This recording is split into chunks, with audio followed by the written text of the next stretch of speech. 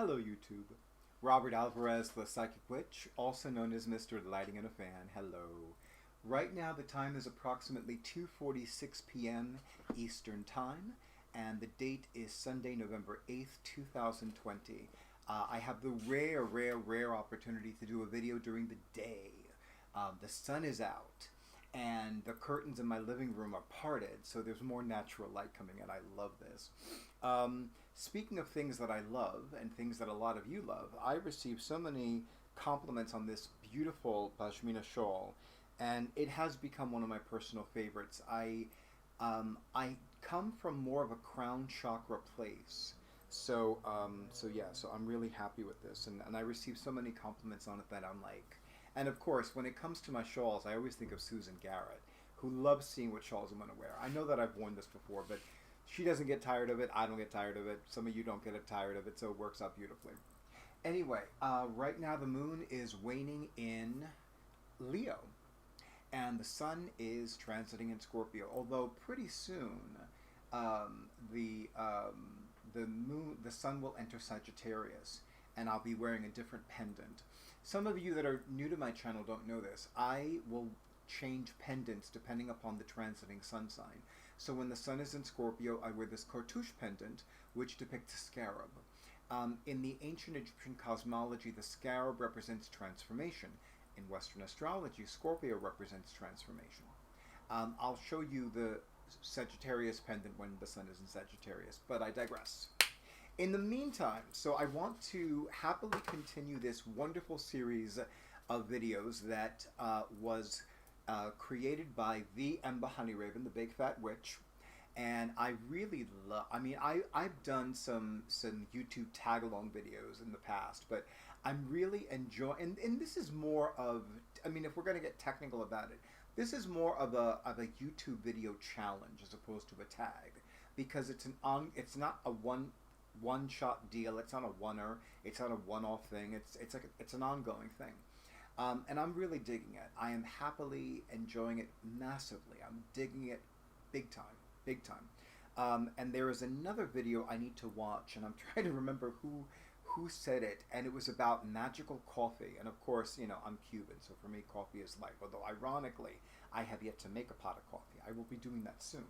But in the meantime, let me do a close-up on what I am drinking.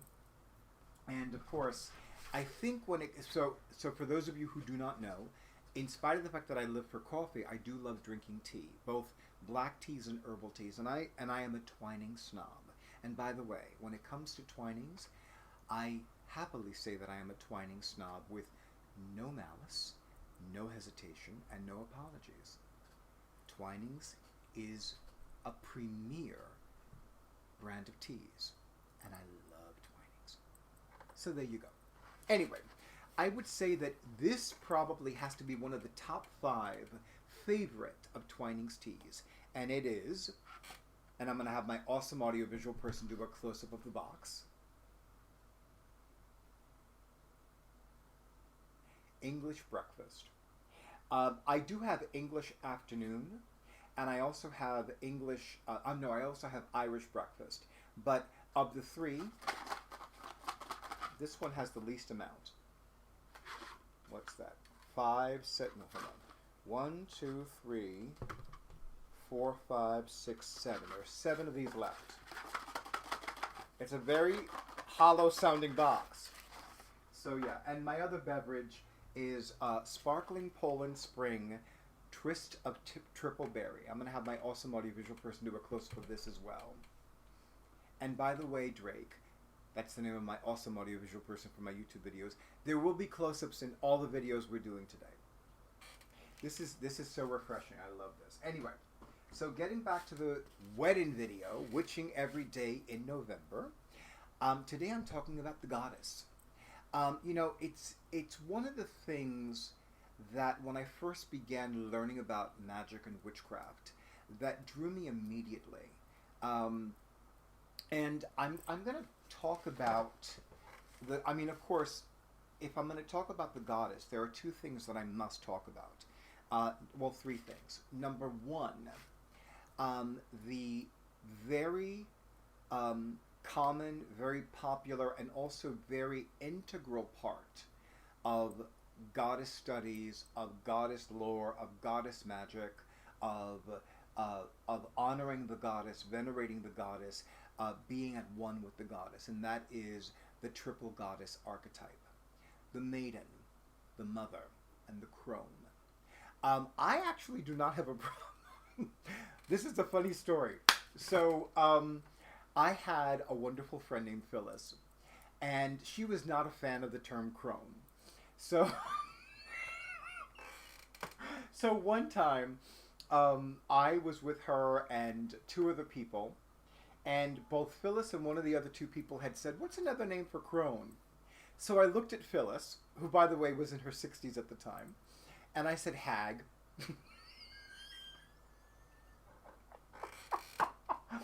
And what did Phyllis say? "I'll stick with crone." Oh, it was hysterical. It was hysterical.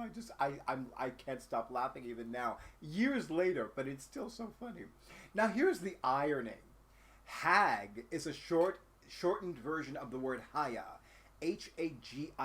Haya is the Greek word for holy, as in Hagia Sophia, holy wisdom. You know, so it's just so funny because it's like, you know, but personally, the one thing that I always invited and encouraged Phyllis to be is a juicy crone. See, if I was a woman, I would be a juicy crone for sure. I would absolutely be a juicy crone. Although, it's funny because ultimately, there is no specific age range for a maiden, a mother, or a crone. I mean, I've met women in their 70s who are more like maidens, and I've met women in their late teens and early 20s who are more like mothers. You know, within every woman is the maiden and the mother and the crone. And there is a triple god archetype, but I'll save that for the god video, for the WEDIN video of whatever day number, the god. But anyway, so that's one thing about the triple god. That's one thing about the goddess. It is imperative to know the triple goddess. And it's also important to know what they represent. Now, if I'm going to keep this video under 15 minutes, I'm not going to go into that. That could be another video in the future time, that I digress. And then, of course, there are the different kinds of goddesses. You know, I think so many of us are familiar with mother goddesses. But there are maiden goddesses, there are crone goddesses, but there are also goddesses of magic.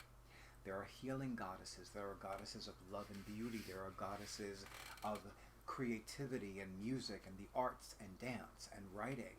There are goddesses of moons, goddesses of stars, goddesses of the sun. And how appropriate on a sun day, a day of the sun. Because I think that that's very important. In some magical pantheons, there are no moon goddesses but moon gods. There are no sun gods but sun goddesses. And in some pantheons there are both.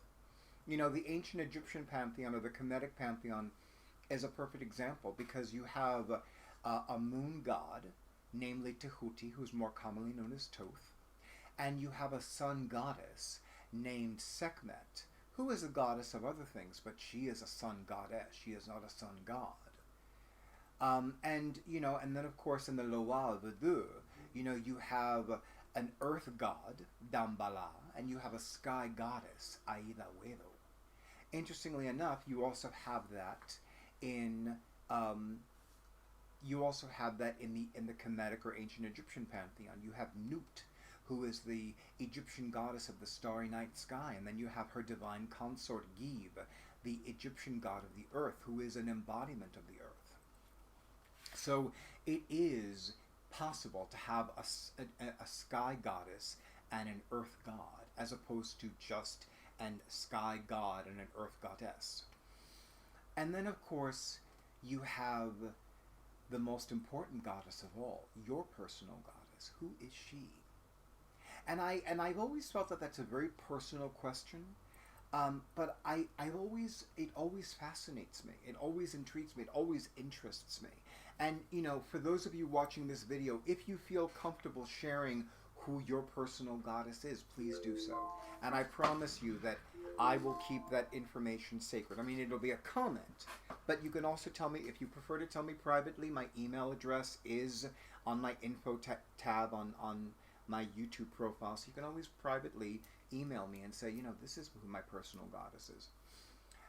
For the record, my celestial mother, the goddess who gave birth to my soul, is the ancient Egyptian goddess Osset. She is more commonly known as Isis. Even though I am not initiated in the religion commonly known as Santeria, I have often felt and looked upon Oshun as my mother in that pantheon. And I have been told this by Santeros and by non-Santeros, that if I was an initiate, if I was initiated in the path of Lukumi, to refer to its original name in Africa, which has 3 different translations, but the only one that I remember is friendship. So Lukumi is a Nigerian word that means friendship. It has other meanings, but I don't remember what the other 2 meanings are. But friendship is the one that resonates with me the most, which is why I remember it. Oshun would be my mother in that pantheon. The other mother that I feel is like a mother for me is Santa Muerte.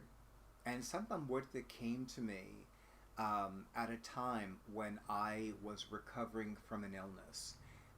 And it kind of freaked me out because, you know, here is a goddess, and I venerate her as a goddess. To me, she is not a saint. She is more than a saint. She's a goddess. Just like Mother Mary for me is a goddess. But I remember knowing Spanish, I know that Santa Muerte's name literally means holy death. So I was like, I don't know about you.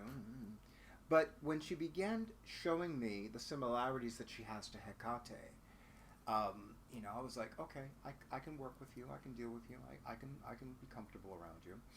And even though I don't consider Hecate my mother per se, I think that as a witch, because she is such a witch mother and a witch goddess, and a mother of witches and a queen of witches and a goddess of witches, I think that everybody who is a practicing witch can say that that they are claimed by Hecate. And you know, it's not a coincidence that both Hecate and Santa Muerte are fond of witches and outcasts. If you have ever been shunned for being gay or being a witch or being out in the fringes, then Hecate and Santa Muerte have been like, that's my bitch. Don't fuck with her. Don't fuck with her. She my bitch. So yeah, don't, you know, so I don't feel sorry for people who try to hex me. I don't. I pity them. And then I laugh at them.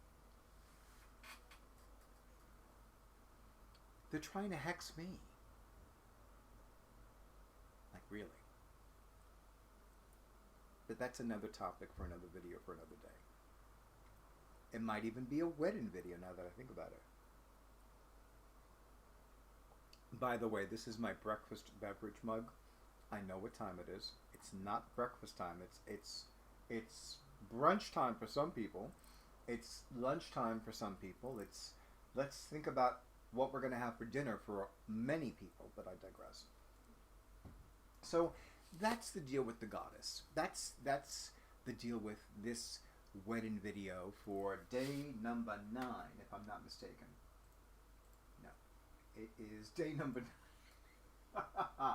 No, it is day 10. Oh my goddess. Day 10. Really? I'm going to need to reconfirm that, because I could have sworn that I uploaded video WEDIN day 8 earlier this morning, but I digress. So YouTube, thank you so much for honoring who I am and what I do. Ember HoneyRaven, the Big Fat Witch, thank you for this WEDIN idea of videos, witching every day in November. And of course, thank you to all of you for the likes, for the shares, for the comments, and for the subscriptions. And thank you to all of you who have been scheduling your sessions with me. There are some of you that I still need to get back to, and I'm a little behind on that, so I'm going to catch up with that ASAP, especially before this coming Wednesday. I wish all of you a beautiful day, a wonderful evening, a beautiful week, and many, many, many, many blessings of all kinds. Bright blessings and goddess-graced gifts and magical miracles. And stay tuned for the next video.